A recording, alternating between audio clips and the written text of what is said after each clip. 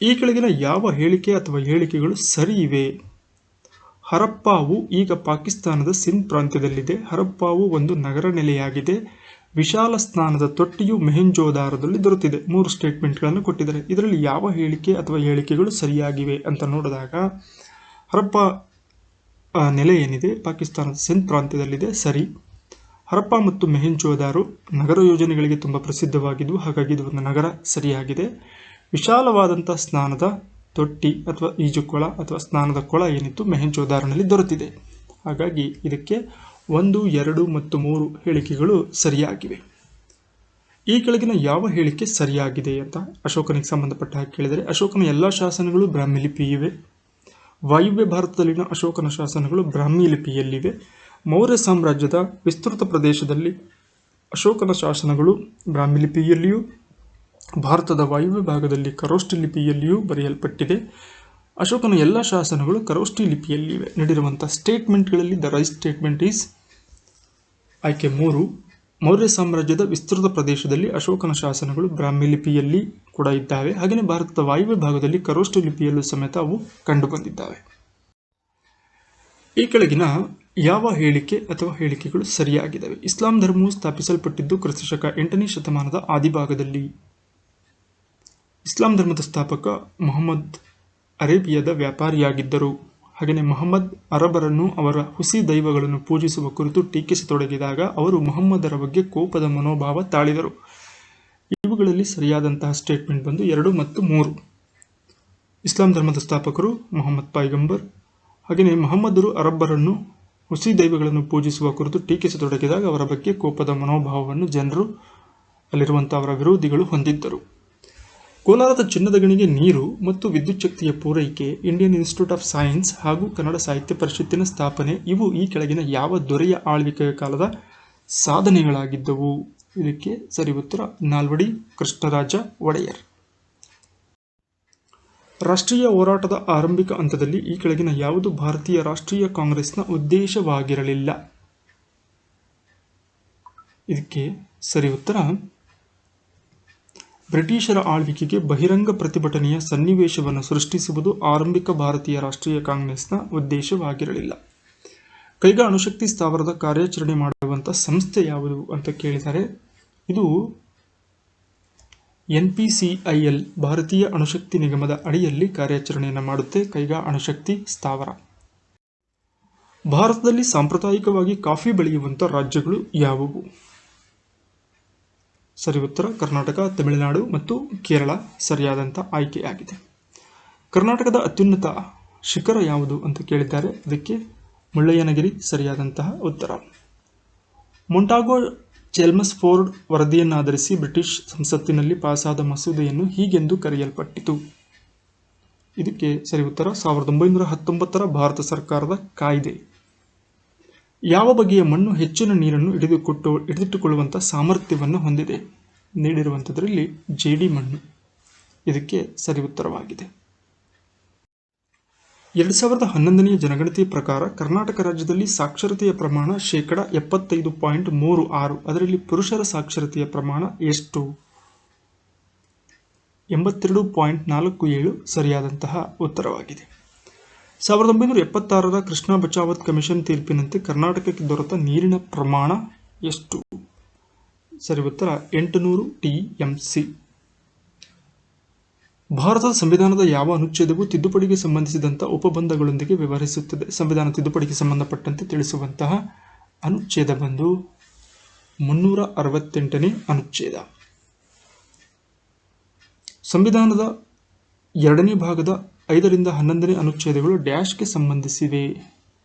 ಇದಕ್ಕೆ ನಾಗರಿಕತ್ವಕ್ಕೆ ಸಂಬಂಧಿಸಿದ ಅಥವಾ ಪೌರತ್ವಕ್ಕೆ ಸಂಬಂಧಪಟ್ಟಂತೆ ಮಾಹಿತಿಯನ್ನು ನೀಡುತ್ತವೆ. ಈ ಕೆಳಗಿನ ಯಾವ ಕಾಯ್ದೆಯು ಮಕ್ಕಳ ದುಡಿಮೆಯನ್ನು ಅಪರಾಧವೆಂದು ಪರಿಗಣಿಸುತ್ತದೆ? ಇದಕ್ಕೆ ಔದ್ಯೋಗಿಕ ಕಾಯ್ದೆ ಸರಿಯಾದಂತಹ ಉತ್ತರವಾಗಿದೆ. ಕೈಗಾರಿಕೆಗಳಲ್ಲಿ ಕಾರ್ಮಿಕರಿಗೆ ವ್ಯವಸ್ಥಾಪಕ ಮಂಡಳಿಯಲ್ಲಿ ಪಾಲ್ಗೊಳ್ಳುವ ಅವಕಾಶವನ್ನು ಈ ಕೆಳಗಿನ ಯಾವುದರಲ್ಲಿ ಕಾಣಬಹುದು? ಇದಕ್ಕೆ ಡೈರೆಕ್ಟಿವ್ ಪ್ರಿನ್ಸಿಪಲ್ಸ್ ಅಥವಾ ರಾಜ್ಯ ನಿರ್ದೇಶಕ ತತ್ವಗಳ ಅಡಿಯಲ್ಲಿ ಕೈಗಾರಿಕೆಗಳಲ್ಲಿ ಕಾರ್ಮಿಕರಿಗೆ ವ್ಯವಸ್ಥಾಪಕ ಮಂಡಳಿಯಲ್ಲಿ ಭಾಗವಹಿಸುವಂಥ ಅವಕಾಶವನ್ನು ನೀಡಿದೆ. ಬಂದಿ ಪ್ರತ್ಯಕ್ಷೀಕರಣ ಅಥವಾ ABS ಕಾರ್ಪಸ್ ಈ ಒಂದು ರಿಟ್ನ ಅರ್ಥ ಏನು ಅಂತ ಕೇಳಿದ್ದಾರೆ ಒಂದು ಪ್ರಶ್ನೆ. ಇದಕ್ಕೆ ಸರಿ ಉತ್ತರ, ಬಂಧನಕ್ಕೆ ಒಳಪಟ್ಟ ವ್ಯಕ್ತಿಯನ್ನು ನ್ಯಾಯಾಲಯಕ್ಕೆ ಹಾಜರುಪಡಿಸುವಂತೆ ನ್ಯಾಯಾಲಯ ಅಧಿಕಾರಿಗಳಿಗೆ ನೀಡುವಂಥ ಆಜ್ಞೆಯನ್ನು ಬಂದಿ ಪ್ರತ್ಯಕ್ಷೀಕರಣ ಎಂದು ಕರೆಯುತ್ತಾರೆ. ಈ ರಿಟ್ನ ಉದ್ದೇಶವಾಗಿದೆ. ಹಣಕಾಸು ಮಸೂದೆ ಮಂಡನೆಗೆ ಸಂಬಂಧಿಸಿದಂತೆ ಈ ಕೆಳಗಿನ ಹೇಳಿಕೆಗಳಲ್ಲಿ ಯಾವುದು ಸರಿ? ಫೈನಾನ್ಸ್ ಬಿಲ್ ಅಂತ ಕರಿತೀವಿ. ಇದಕ್ಕೆ 4 ಹೇಳಿಕೆ ಕೊಟ್ಟಿದ್ದಾರೆ. ಹಣಕಾಸು ಮಸೂದೆಯನ್ನು ಲೋಕಸಭೆಯಲ್ಲಿ ಮಾತ್ರ ಮಂಡಿಸಬಹುದು ಅನ್ನೋದು ಸರಿಯಾದಂತಹ ಹೇಳಿಕೆಯಾಗಿದೆ. ಭಾರತದ ಅಧ್ಯಕ್ಷರ ಚುನಾವಣಾ ಪ್ರಕ್ರಿಯೆಯಲ್ಲಿ ಯಾರು ಭಾಗವಹಿಸುತ್ತಾರೆ? ಭಾರತದ ಅಧ್ಯಕ್ಷರು ಅಂದರೆ ರಾಷ್ಟ್ರಪತಿಯವರ ಚುನಾವಣಾ ಪ್ರಕ್ರಿಯೆಯಲ್ಲಿ ಯಾರು ಭಾಗವಹಿಸ್ತಾರೆ ಅಂತ ಕೇಳಿದರೆ ಇದಕ್ಕೆ ಸರಿ ಉತ್ತರ, ರಾಜ್ಯಸಭೆ ಮತ್ತು ಲೋಕಸಭೆ ಹಾಗೆ ಆಯಾ ರಾಜ್ಯಗಳಲ್ಲಿ ವಿಧಾನಸಭಾ ಸದಸ್ಯರು ರಾಷ್ಟ್ರಪತಿಯವರ ಆಯ್ಕೆಯ ಚುನಾವಣೆಯಲ್ಲಿ ಭಾಗವಹಿಸುತ್ತಾರೆ. ಕೇಂದ್ರದಲ್ಲಿ ಅಟಾರ್ನಿ ಜನರಲ್ ಇರುವಂತೆ ರಾಜ್ಯದಲ್ಲಿ ಯಾರಿರುತ್ತಾರೆ? ಇದಕ್ಕೆ ಸರಿ ಉತ್ತರ, ಅಡ್ವೊಕೇಟ್ ಜನರಲ್ ಅಂತ ಕರಿತೀವಿ. ಕೇಂದ್ರ ಮಟ್ಟದಲ್ಲಿ ಅಟಾರ್ನಿ ಜನರಲ್ ಇದ್ದರೆ ರಾಜ್ಯ ಮಟ್ಟದಲ್ಲಿ ಅಡ್ವೊಕೇಟ್ ಜನರಲ್ ಇರ್ತಾರೆ. ಈ ಕೆಳಗೆ ಕೊಟ್ಟಿರುವ ದೇಶದ ಸಾಂಸ್ಕೃತಿಕ ವಲಯಗಳು ಮತ್ತು ಸಾಂಸ್ಕೃತಿಕ ಕೇಂದ್ರಗಳ ಪಟ್ಟಿಯಲ್ಲಿ ಸರಿಯಾದವನ್ನು ಗುರುತಿಸಿ ಅಂತ ಕೇಳಿದ್ದಾರೆ. ಇದಕ್ಕೆ ಸರಿ ಉತ್ತರ, ಈಶಾನ್ಯ ವಲಯ ದಿಮಾಪುರ್.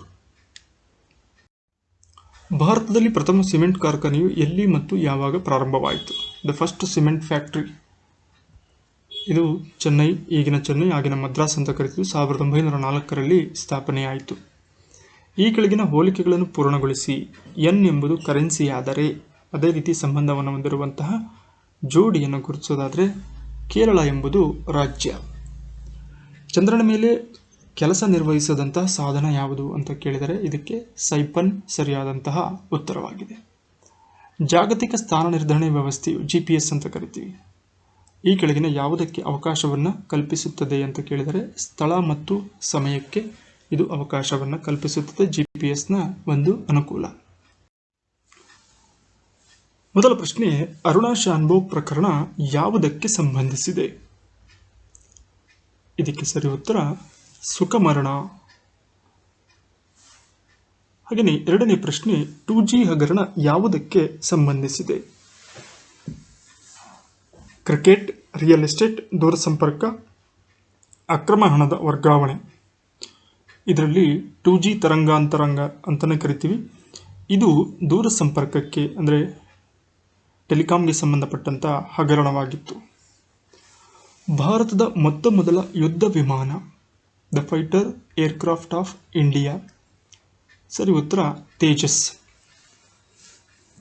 ಹಾಗೆಯೇ ಪರಿಶುದ್ಧವಾದ ಚಿನ್ನವು ಅಂದರೆ 24 ಕ್ಯಾರೆಟ್ ಗೋಲ್ಡ್ ಆಭರಣಗಳ ತಯಾರಿಕೆಗೆ ಯಾಕೆ ಸೂಕ್ತವಲ್ಲ ಅಂತೇಳಿ 4 ಕಾರಣಗಳನ್ನು ಕೊಟ್ಟಿದ್ದಾರೆ. ಅದರಲ್ಲಿ ಸರಿಯಾದಂತಹ ಕಾರಣ, ಪರಿಶುದ್ಧವಾದ ಚಿನ್ನವು ಆಭರಣಗಳ ತಯಾರಿಕೆಗೆ ತೀರಾ ಮೆದುವಾಗಿರುವುದರಿಂದ ಅದು ಆಭರಣಗಳ ತಯಾರಿಕೆಗೆ ಸೂಕ್ತವಲ್ಲ ಅನ್ನೋದು ಸರಿಯಾದಂತಹ ಉತ್ತರವಾಗಿದೆ.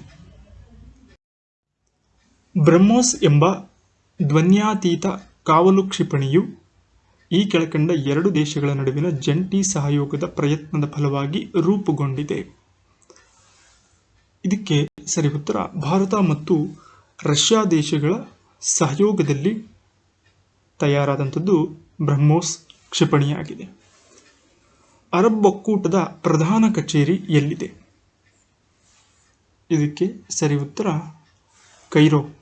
ಈಜಿಪ್ಟಿನ ಕೈರೋದಲ್ಲಿ ಅರಬ್ ಒಕ್ಕೂಟದ ಪ್ರಧಾನ ಕಚೇರಿಯನ್ನು ಕಾಣಬಹುದು. ಬಹ್ರೈನ್ನಲ್ಲಿರುವಂತಹ ಬಹುಸಂಖ್ಯಾತ ಜನರು ಈ ಕೆಳಕಂಡ ಪಂಗಡಕ್ಕೆ ಸೇರಿದವರಾಗಿದ್ದಾರೆ. ಇದಕ್ಕೆ ಸರಿ ಉತ್ತರ, ಸುನ್ನಿ ಪಂಗಡಕ್ಕೆ ಸೇರಿದವರಾಗಿದ್ದಾರೆ.